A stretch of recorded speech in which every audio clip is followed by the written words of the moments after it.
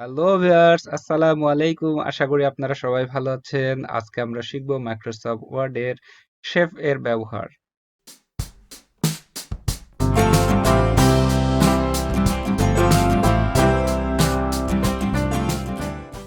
আমরা Microsoft word শিটটি open করে নিলাম। হোম মেনুর পাশে আছে ইনসার্ট মেনু। ভিউয়ার্স, আমরা ইনসার্ট মেনুতে ইতিপূর্বে টিউটোরিয়াল দেখেছি page, table, picture, icon, 3D model, smart art সম্পর্কে। ভিউয়ার্স, যারা হচ্ছে এই চ্যানেলে নতুন, তারা পূর্ববর্তী টিউটোরিয়ালগুলো দেখতে চাইলে আই বাটনে লিংক এবং হচ্ছে ডেসক্রিপশনে লিংক দেওয়া থাকবে, সেখান থেকে দেখে নিতে পারেন। শেপের ব্যবহার শিখব এবং সেই সঙ্গে স্ক্রিনশটের ব্যবহার শিখব। ভিউয়ার্স, প্রথমে আমরা শেপ সম্পর্কে জানবো। আমরা শেপের ড্রপডাউনে ক্লিক করলাম। ভিউয়ার্স, এখানে অনেক ধরনের শেপস দেওয়া আছে। Line shapes, rectangle shapes, basic shapes, block arrow, equal shapes, বিভিন্ন ধরনের এখানে শেপ দেওয়া আছে। ভিউয়ার্স, আমরা সবগুলোই ব্যবহার করতে পারি। শুধু জাস্ট ক্লিক করব আমাদের এখানে, আমাদের মাউসের রাইট বাটন চেপে ধরে ছেড়ে দেব। ভিউয়ার্স, তাহলে নেওয়া হয়ে গেল এবং সেই সঙ্গে মেনু বারে একটি মেনু ওপেন হয়ে গেছে শেপস ফরম্যাট নামে।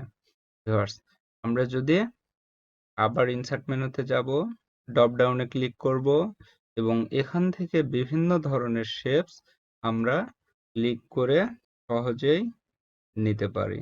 ভিউয়ার্স, এবং এই শেপগুলোর কালার আমরা চেঞ্জ করতে পারি। ভিউয়ার্স, এখানে হচ্ছে শেপস স্টাইল, এখান থেকে আমরা বিভিন্ন ধরনের কালার ইফেক্ট অ্যাড করতে পারি। ভিউয়ার্স, এটা আমি সিলেক্ট করলাম। এই শেপস ফরম্যাটের বাম পাশে কর্নারে ইনসার্ট শেপস নামে একটি অপশন আছে। ভিউয়ার্স, এর ড্রপ ডাউনে ক্লিক করে আমরা এখান থেকেও শেপস নিতে পারি। আমি এই শেপ ক্লিক করলাম।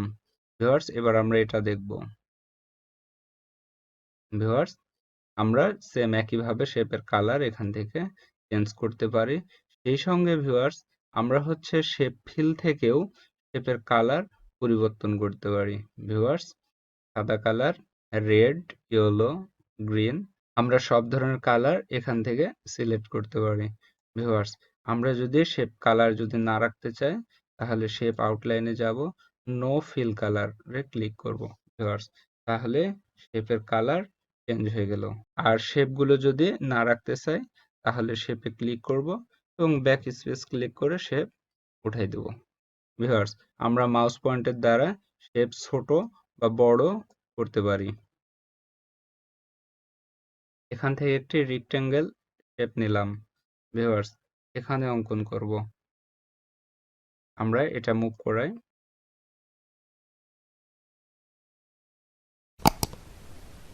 ভিউয়ার্স, আমরা একইভাবে শেপ ফিল থেকে কালার বিভিন্ন ধরনের দিতে পারি। ভিউয়ার্স, আমি এই কালারটা সিলেক্ট করলাম। আর শেপস আউটলাইন, শেপস আউটলাইন হচ্ছে শেপের চারিধারের বর্ডার, আমরা চারিধারের বর্ডারটা বিভিন্ন ধরনের দিতে পারি। ভিউয়ার্স, আমি এখানে রেড কালার সিলেক্ট করলাম। ভিউয়ার্স, এই যে আমাদের শেপের আউটলাইন রেড কালার হয়ে গেছে। আউটলাইন কালার দেব না, তাহলে নো আউটলাইনে ক্লিক করব। এখান থেকে আউটলাইন মোটা বা চিকন দিতে পারি। ভিউয়ার্স, এই যে আউটলাইন মোটা হয়ে গেছে। ইচ্ছা করলে আউটলাইনের কালারটাও আমরা চেঞ্জ করেও দিতে পারি। ভিউয়ার্স, এই যে আউটলাইনের কালারটা চেঞ্জ হয়ে গেছে।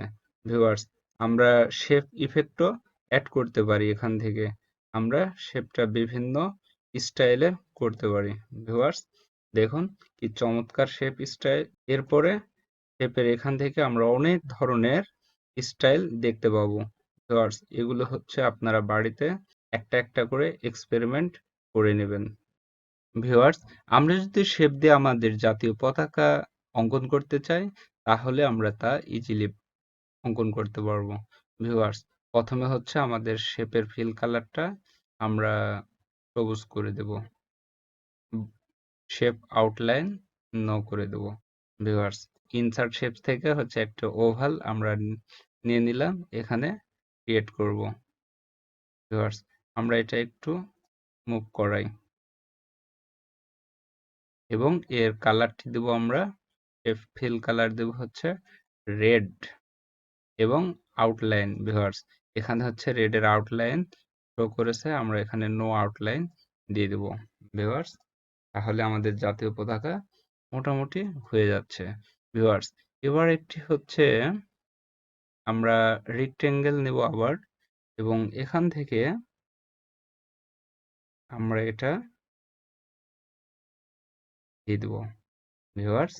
তাহলে আমাদের জাতীয় পতাকা মোটামুটি অঙ্কন হয়ে যাচ্ছে।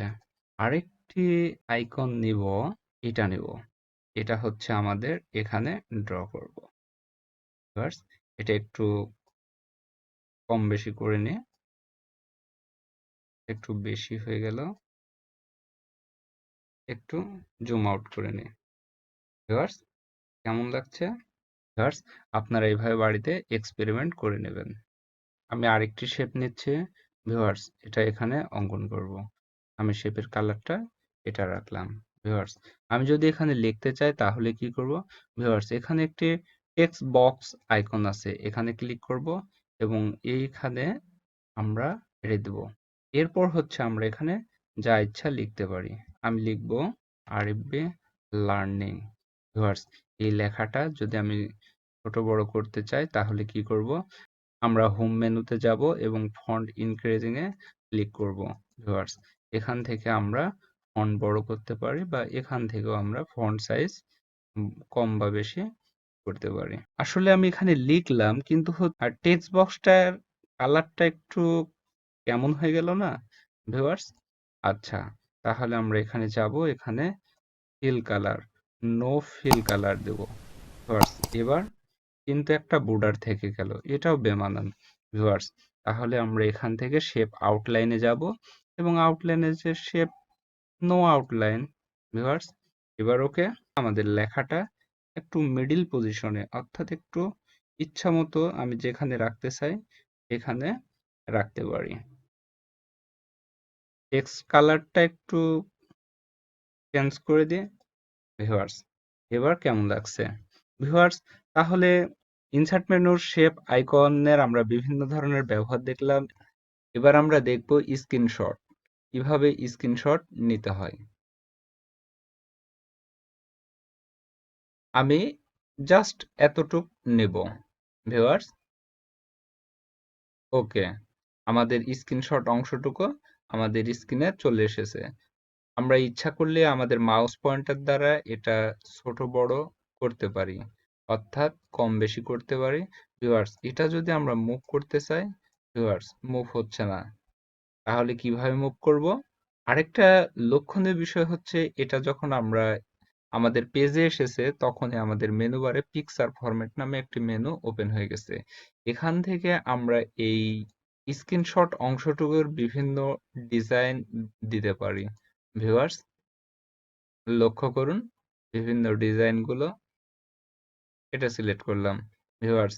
এটা আমরা হচ্ছে ছোট বড় করতে পারতেছি, কিন্তু এটা আমরা মুভ করাতে পারতেছি না। তাহলে মুভ করাতে হলে আমাদেরকে র‍্যাপ টেক্সটে ক্লিক করতে হবে এবং এখান থেকেও ইন ফন্ট অফ টেক্সটে ক্লিক করব ভিউয়ার্স। এবার আমরা এটা যেখানে খুশি সেখানে মুভ করাতে পারবো। তাহলে আমরা স্ক্রিনশট শিখে নিলাম। পরবর্তী ভিডিও পর্যন্ত ভালো থাকবেন সবাই, এই কামনায় আমি আরিফুল ইসলাম। ভিডিওটি দেখার জন্য সবাইকে অসংখ্য ধন্যবাদ।